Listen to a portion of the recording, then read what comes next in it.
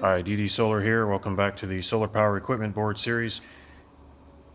Okay, so I'm going to go ahead and mount the inverters on the board here. There's going to be 4 total, 3 or 4. I'm going to mount 1 or 2 right now, and I don't have the circuit breakers for all of them, but I figure I can go ahead and get them on the board and size it up and figure out where I want to put everything. And there's going to be some more voltmeters. I have those coming in the mail. And there's going to be 1 or 2 main solar arrays, possibly 3 in the future, but I haven't decided exactly. Now I want to start using my solar power right now in this building, and the quickest way to get there is to use one of these units here. This kind of inverter allows you to take solar power and put it right into AC power and use it right away. And I like using them for that purpose. They're very safe and easy to use if you know what you're doing. If you don't know what you're doing, these can burn your house down. So I really am very careful in how I deploy them, and I've been using these types of inverters for many years, and they have been very productive for me. What I want to do right now is I want to get my solar panels as soon as I have them and get them pumping power into the building through this inverter and into at least one space heater. That's my temporary fix to get me up and running, and this allows me to heat the building for less cost. I don't have to worry about my electric bill as much. And so this is a nice solution, and it works for me for the moment. I will have a large 12-volt battery bank in the solar workshop, as well as 1 or more inverters running off of that battery bank. But right now, I don't have those items, and I don't know when I will. So this is my shortcut to get to using solar power right away, and lots of it, with a lot less effort. This particular inverter I've never had before. It's a different brand. I don't know if it's a real brand or just a name that's put on there. And I've seen these on eBay, and I was curious about them. They're fairly aggressively priced. They have a nice screen and a microcontroller, and it made me very curious. I normally use a Sun grid tie inverter, which is I guess a real brand, and those have been pretty good for me. This one here, I'm not sure what it will do. It looks pretty competent, and I'm very eager to give it a try. Over here on the right is the type of inverter I normally like to use. I'm more comfortable with it, and I know what it does. I know the firmware, I know the settings. And I thought that I would run it side by side with the inverter on the left and just compare the two. Both have similar power ratings in theory. I don't normally run them maxed out. I may do 70%. I don't believe they should be run at maximum power. And the one on the right is the type that I've used and have had good results with. The one on the left for me is just an experiment. I hope it works out. Both of these inverters are going to be deployed on the solar power equipment board, and these are going to run, I guess, simultaneously at some point, and I'll just see which one works the best. I do modify my inverters, and I do have some modifications planned for these inverters. That will take time. The one on the right will probably be the first one I modify because I already know how to do it, and I will be making some videos about those upgrades and modifications. Both of these inverters are limiter capable. That means that they can limit the power output based on the power the load is using. Now, under normal conditions, I don't need to use a limiter, and I have never used one before. But I am curious, and at least one of these inverters came with the limiter module included. So I will probably give it a try and just see if I can use it or not. It really doesn't need to be installed, but I'm curious about it, and that would make good videos. So I may go ahead and install that at a later date. Now, the safety of these types of inverters deserves its own video, but I will say that having a non-flammable backer board to mount the inverter on is probably a really good idea, and I probably will lean in that direction at some point. Also, having an electrical fire extinguisher for electrical fires is an excellent idea, as well as a smoke detector. And obviously, these inverters should be always in operation under monitoring. They should not be left unattended, and they should not be left in an outbuilding unsupervised. If anything goes wrong or they get too hot, you should know about it right away. So I have 4 or 5 appliances that I want to run off these inverters that are quite power hungry, but I want to run them, and I don't want to run my electric bill up. So the solution is to go ahead and install these inverters. As soon as my solar panels get here, I hope to connect them and start using the power to run my appliances. For example, I have a powerful dehumidifier, but it's a real power hog and it really runs up the electric bill. Back to the board now. So I'm going to mount the inverters in more or less the upper left-hand corner. And I decided to mount them kind of high up because I don't want to waste the space on this board. It's not as big as I'd like it to be. I could have made it a 4x8, but I just went ahead and made it that size because I wasn't sure exactly where I wanted to put it. And I think it was a good idea. And eventually I will add another 3 or 4 foot board somewhere around here. So I'm not too worried about the future amount of space that I have. It's just what I have right now to work with, short term. When mounting heavy equipment to a board like this, you want to make sure that at least 2 of the screws, preferably at the top, bite into quite a lot of wood so they can't be pulled out. It'd be a real shame to have an inverter or a piece of equipment fall off the board because the screws weren't biting into anything properly. In the first video of this series, you may have noticed that I put some additional 2x4 material behind the board just to make sure there's extra wood there for the screws to bite into. It was just scrap pieces that I had, and I just put them behind the board diagonally.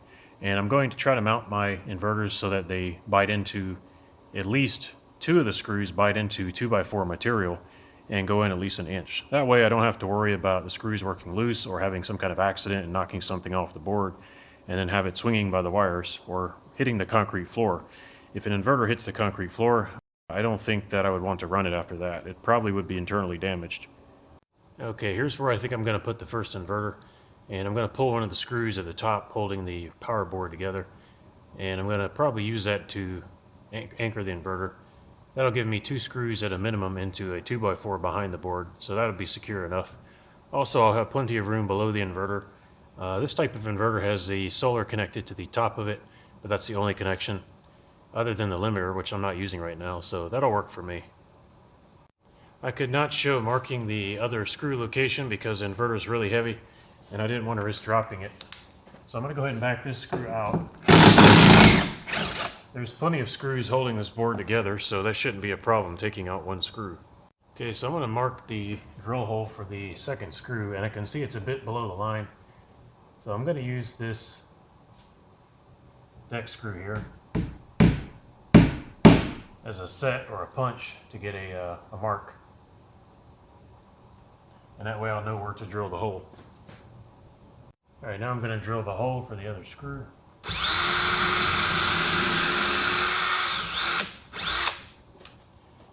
Okay, and I'm going to use a extension or a bit holder on my impact driver so I can get to the screw better. Really, you should have help to do this. It's hard to do it alone. But I'm going to go ahead and attempt it.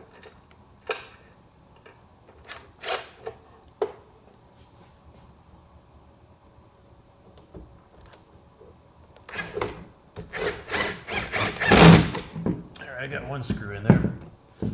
Part of the way.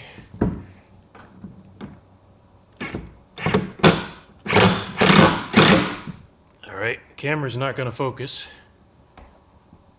Let's see if I can get it to focus.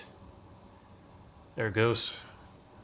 I put the other screw in on the other side. There we go.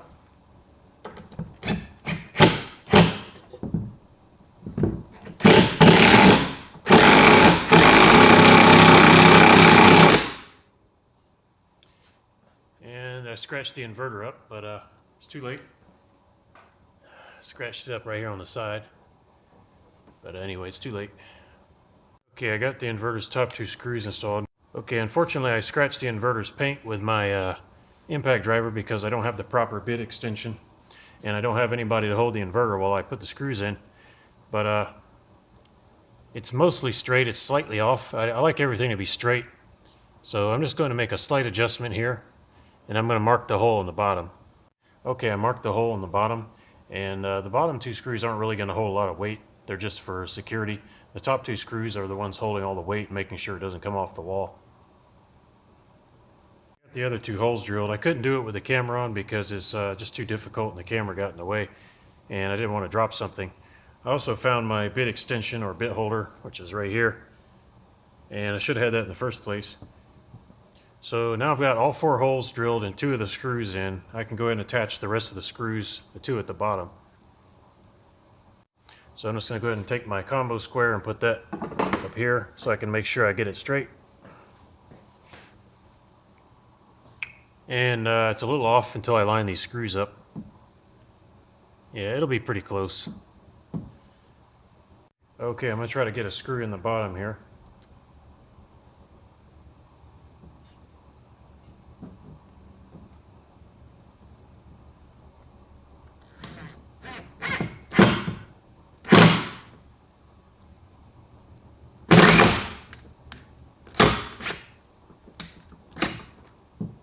I got one of them in.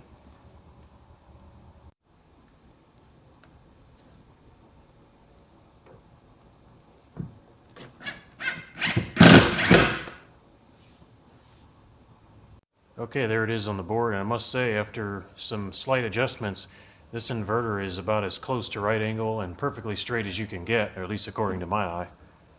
I decided to take a break from mounting inverters. I'll mount the second one later. I have some other equipment I want to install on the board. Back over at the workbench, I had an item arrive recently in the mail that I did not expect to get so quickly, so I can go ahead and install one on the board. Incidentally, this is the amount of solar I'm getting today, barely 4 watts, or 3.9 watts. This is a meter I installed recently to monitor the two 100-watt solar panels that are outside my solar workshop. Right now, that's all the solar panels I have on the workshop until I get some bigger ones, and those are on the way. Those two 100-watt solar panels are running through the meter and into this Dengawa portable power system, and it's currently charging at the rate of 3 to 4 watts. And right now I have it running my LED desk lamp that I recently put on the workbench. And it's not lighting the whole room, but it's lighting enough of the workbench that I can actually get some work done. Here's the item that arrived in the mail. It's these brass terminal blocks or bus bars. They have blue mounting ears or standoffs, and I got more than one of them. They weren't too expensive, and I'm kind of surprised at the quality. So these are going to be used for a number one for a ground strip or ground bar, where I can tie all my ground points together on the board. Also, these are very handy if you need to common several wires on the same circuit together. It's a nice tidy way of doing it. It looks pretty good. The downside is, of course, you're just stuffing wires in and crushing a screw down, so I wouldn't use this for super high voltage, and I would use good quality copper wire and probably clamp the wires to make sure they don't move around, even though that screw is going to be tightened down on them. I'm going to go ahead and mount one of these on the board right away, and probably will mount a second one later.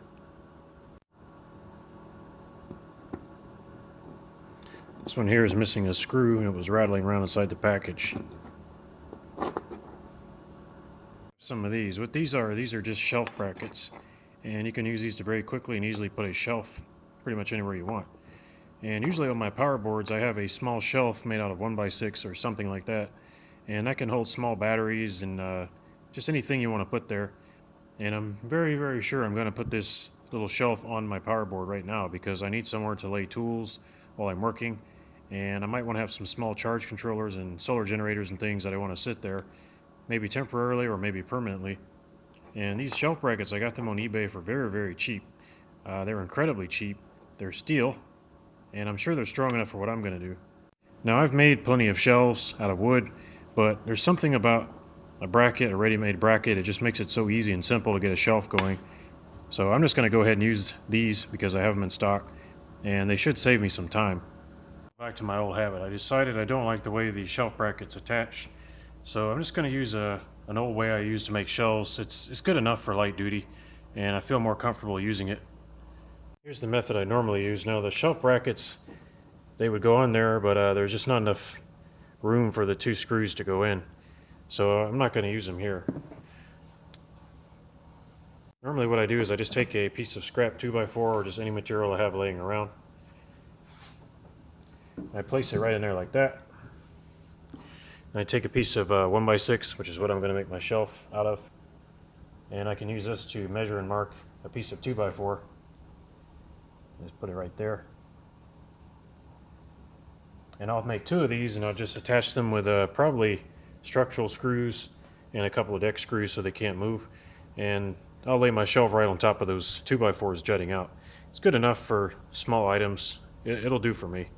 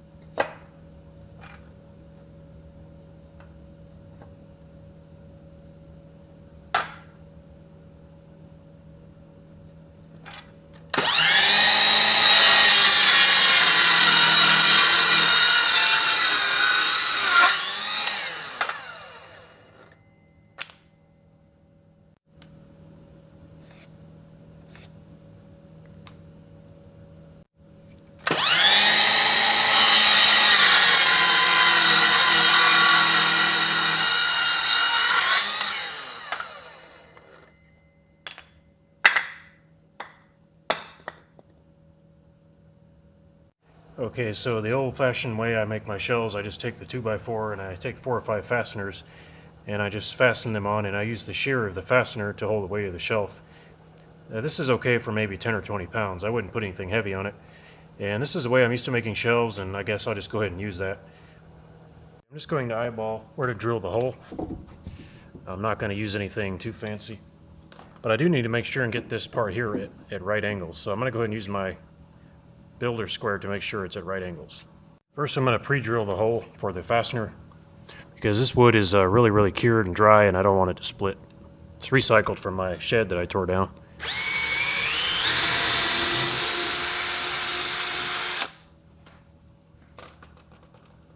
So the wires are kind of in the way here, but I'm going to try to film this. A little trick I like to use when I'm trying to use a builder square or anything like that, and I want to hold things in place, I like to use a clamp with my builder square. So something like this, and hold the builder square in place. So let me see if I can do that while reaching around the camera. Okay, I had to turn the camera off. So what I do is I clamp my square in place, my builder square. That allows me to get the piece of material I'm working with really square and straight. Get it exactly how I want it. Then I can hold it in place either with another clamp or my hand, and then go ahead and pre-drill the hole. So now I'm drilling through the original hole and into the piece that I'm working with. And being careful not to hit my hand.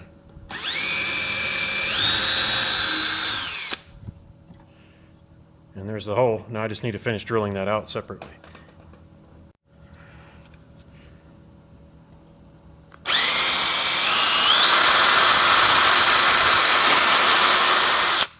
There we go.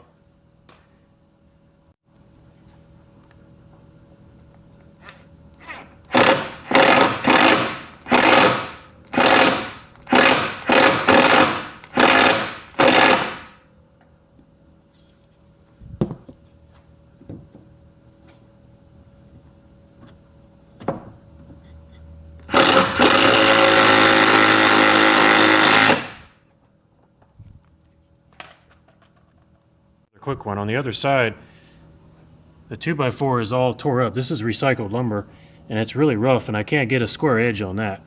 So the solution is just to go above the piece you're mounting, like that, clamp your work in place, and take the square from this board here, this vertical. And you can see that's pretty much perfect there, so I'm going to go ahead and pre-drill the hole. Okay, there's the 2 shelf supports in place. I used 2 structural screws on each one from either side, so a total of 4.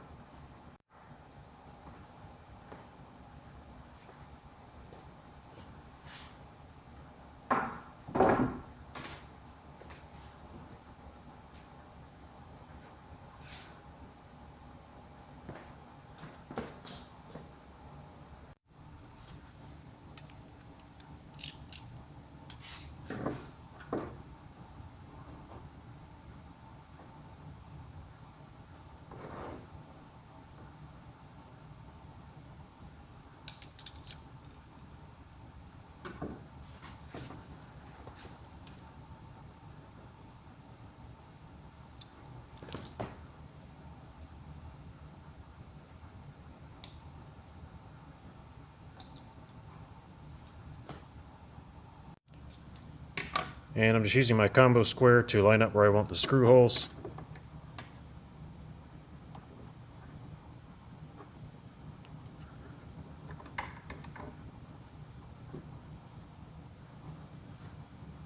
There we go.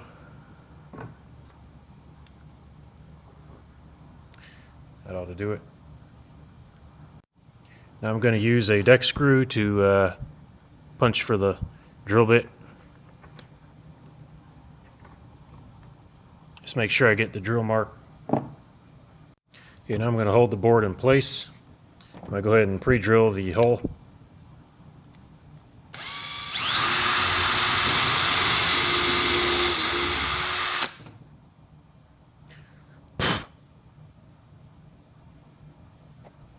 Now I'm going to countersink the hole for the screw. I'm just going to use my Harbor Freight drill with a big drill bit.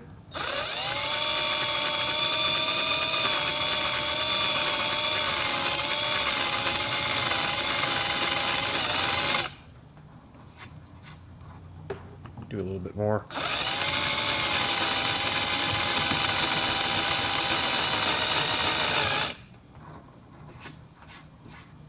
And I think that ought to do it.